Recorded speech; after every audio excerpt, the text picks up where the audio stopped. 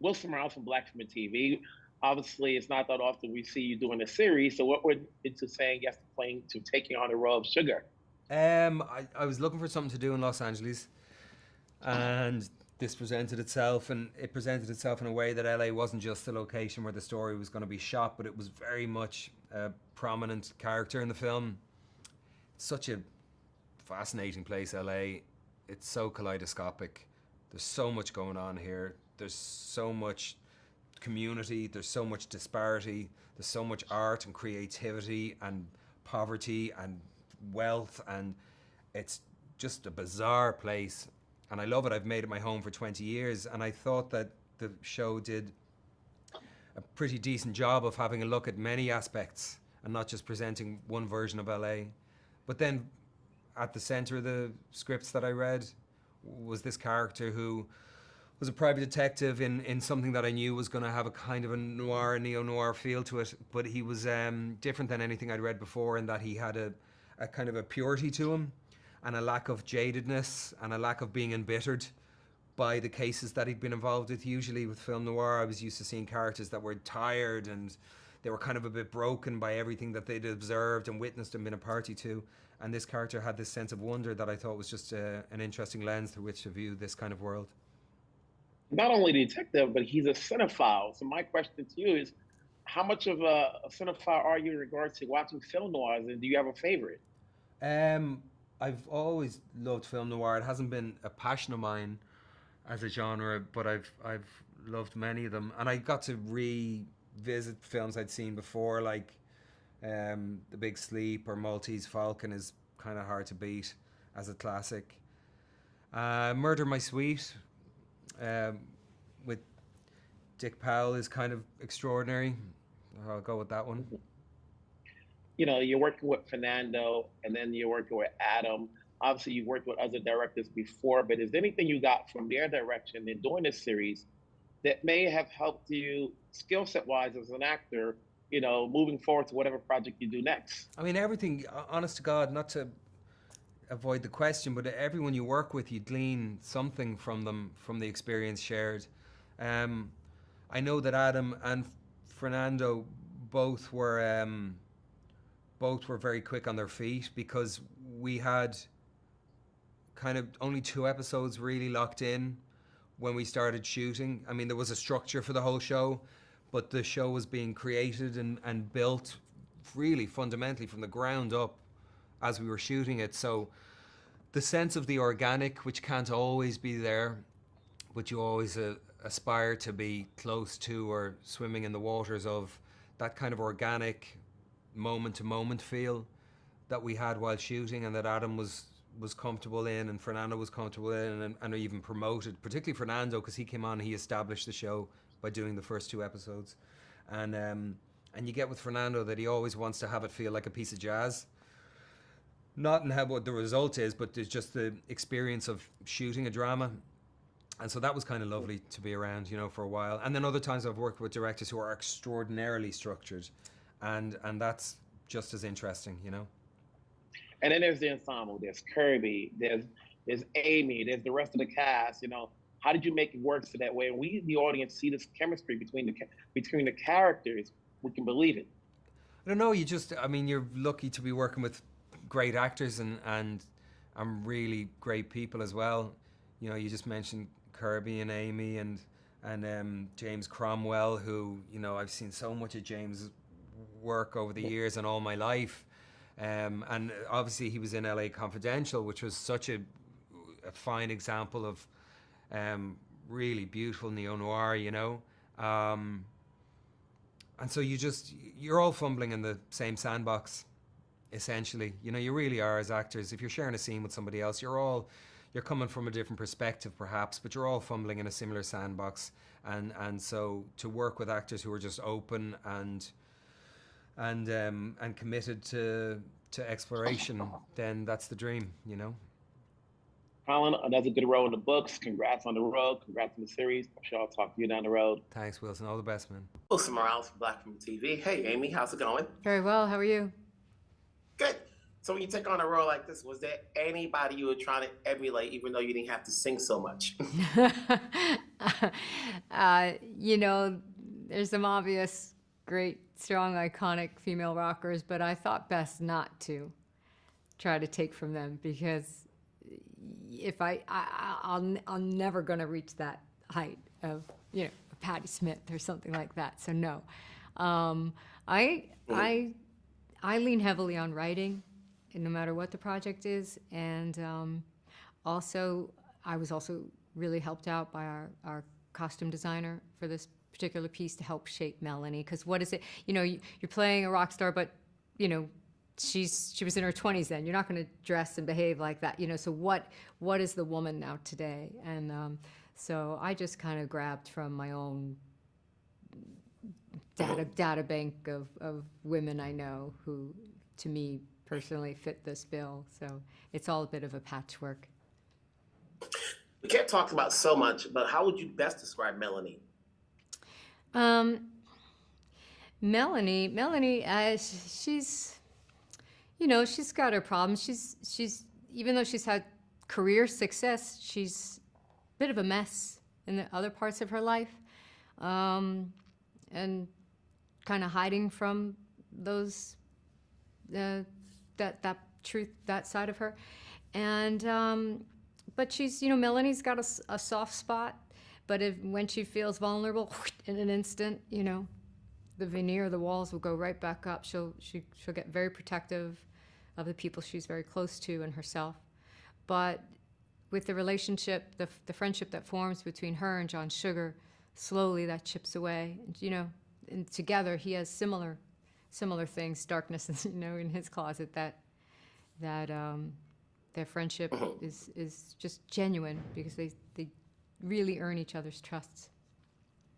Speaking of genuine, obviously most of your scenes were Colin, and, you know, not giving anything away, what did you guys do to establish a chemistry so that we, the audience, see that there's a bond there? It felt very effortless working with Colin, because he's such a generous, giving human being, and he's interested, and so there's a lot of chatter in between takes, and, you know, and we also had some friends in common, so that kind of bonds you right away. And we just, you know, just that kind of energy just transferred over into the scene, because it felt very relaxed. We wanted to keep talking to each other, and so, okay, let's just keep doing it now in the scene, and you know, shared sense of humor and, you know, stuff like that. So that ease in real life, it's easy to put it into the scene. When you're working with Fernando and Adam, obviously you've done plenty of projects, films, TV. Is there anything you're getting from their direction that still may help you as an actress skill set wise moving forward? Oh, always. And, you know, certainly so. Fernando directed the first 2 episodes, so really his tone, you know, he set the tone, and this is the world we're in. And, you know, he works really fast. With his incredible cinematographer, Cesar Chalon. Like, you half don't even know where they are half the time. They're setting up shots like it's, but he just it's a simple thing. I don't know if I can really explain, but he just demands the truth of you. Like, why would you do anything other than this? You know, you just fall into trusting him, because there's he has such a strong point of view, and his other films back it up, that you're like, yes, I'm gonna go where you tell me to go. I trust you here. And I actually worked with Adam a long time ago doing an episode of a TV series, and so it was fun to reconnect with him all these years later. But they're both incredibly strong directors, very different, but yet somehow their talents like beautifully matched tonally into this series.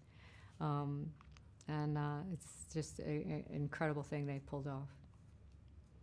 Congrats on the roads. Good seeing you again. Obviously, let's keep it going. There's a lot more episodes we haven't aired yet, but we will see what becomes of Melanie. Okay. Take care. Thank you. Take care. Meirelles from Black Film TV. Hello, Kirby. How's it going? Hi, good. How are you? Good. You know, I've seen your work in prior films, and I say, oh, I'm talking to Kirby. And people are like, Kirby who? Took the girl from Cruella. The one BP. No, I'm just kidding. Here you are, Sugar. You're playing Ruby. Obviously, we won't give so much about what the story is. But how would you best describe your character? I would best describe the character as the way the character was described to me at the beginning of the casting process. Ruby is to Sugar what M is to James Bond. Okay. That's very simple. It's very simple, but I think if you have an understanding of James Bond and those films, you understand what that relationship is and the dynamics there and the complexity and how the relationship ebbs and flows. Mm-hmm. Speaking of films, I like how Sugar references a lot of films, and you have to be a cinephile to know what he's talking about. How good are you when it regards to film noirs? I'm not, in terms of film noirs, I don't have an encyclopedic knowledge of film noir, but I think that's what's really incredible about the show. I had no idea of the way it would be cut together, which is typical. That's not a part of the process that I'm privy to. So I really loved seeing all of those iconic films cut into it, because though I'd done research to be part of this, there's just such a huge, long history. It would have taken forever to go through it all. But I think what's beautiful is that for people who are fans of film noir, this show pays homage to it, and you see these things, there's these touchstones. But for those of us who perhaps are coming into it with less knowledge of that, the show also acts as a crash course in a genre. Having said all that, what led you to say yes to taking on this project? Like most projects, I think for me, it's the idea of the story first. I was really intrigued by this idea, and I didn't have the full story, but from what I was told, I was really intrigued. And then for me, it was the creative team that were already assembled before I became part of this process. So I knew that Colin would be leading the show and also an EP. And I think that I've been, from watching Colin's career, I think what's really admirable is that there is really no two projects that are the same, that he has a very, very diverse body of work. But I think that the thing that they all have in common is high quality. So I knew that this was something I wanted to be part of. And then I knew the director, I knew that the pilot would be directed by Fernando Meirelles and with his DP, Cesar Charlone, and they made City of God, which is one of my favorite films of all time. I think it's incredibly iconic. It felt like when I watched it, it was a window into a world that I had no idea about. You learn about the cultural landscape of Brazil, and I felt like we had sort of a winning combination just starting off, and then adding the writers and the other producers. It felt like a project that I had to be a part of. Having said that, and with most of your scenes with Colin and being directed by Fernando and Adam, what would you say, if anything, was improved with your skill set as an actress, having worked with these three people? I would say that improved. Well, I think that the job... or you weren't aware of that maybe you can take on to whatever your next project may be. Sure, yeah. I think that the job of the actor is to constantly be evolving, constantly learn, constantly be enriching your skill set. And I think that it becomes almost like it becomes like a chess match. The most people, I would say, who, if you're playing chess at a very high level, it doesn't serve you to play. It serves you to play with people that you feel like can teach you something or have more experience than you, or there's something that you can sort of, like, you get better from challenge. Challenge makes you better. And I think working with people who have been working for decades longer than I have, you can learn so much from them, both on set and off set. Congrats on the road. Congrats on the series. I'm sure I'll talk to you down the road. Perfect. Take care. Yeah, take care. Hey, Wilson Morales from Black Film and TV. How's it going? Good. How you doing? How are you? When I looked at the series, I didn't know where it was going, and then obviously I saw where it was going. So we won't spoil so much away. But what went into taking on this series and adding the film noir element to it? Simon? Say again. Ask the question again. Sorry.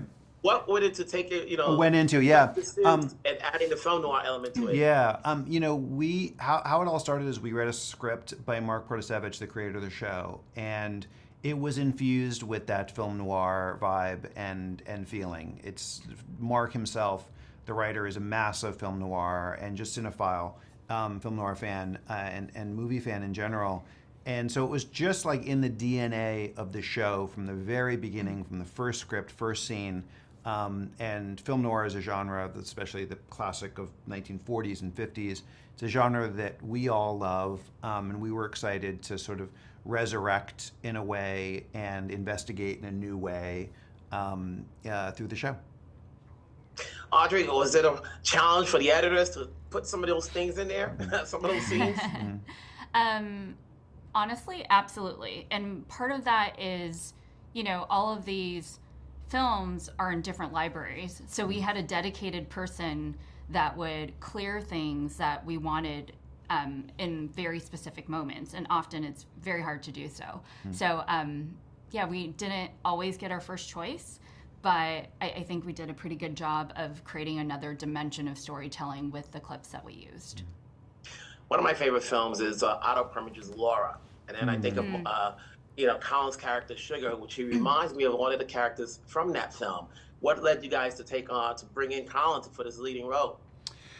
Colin has this really interesting thing where I think the way he is in terms of his charisma, his looks, his strength, he could have been Robert Mitchum or one of those characters from, the 1940s and 50s. But he also has this very modern thing that they didn't have, which is a vulnerability, a sensitivity, a much more human side to him as well. And so we all were very drawn to that combination of elements, that he could be really strong and capable and powerful and sexy, and yet also really human and relatable and fragile. And it is who Colin is as a human, and he brought that in full force to the character. One thing when you're watching a series is that, if you watch enough of these things, you're expecting something to go along midway before you get to the final thing, before you get to the final episodes. And here you get it. It was not exactly what I expected whatsoever. So when you're working with the writers and you're putting it together, and obviously you have to think about, how do you still draw in the audience per episode? Like you start wondering, like, where are we going here? Is this, we're always assuming we're going to find a killer. It's just a matter of how it's going to play out towards the end. Yeah. When you're working with writers and you're putting in, the last remaining episodes, how do you draw them in? And do you guys go in there hoping we're going to get a season 2 out of this? Well, I think, it's a delicate balancing act. Obviously, we know where we have to end up, and we have to create a satisfying experience for the audience without giving too much away.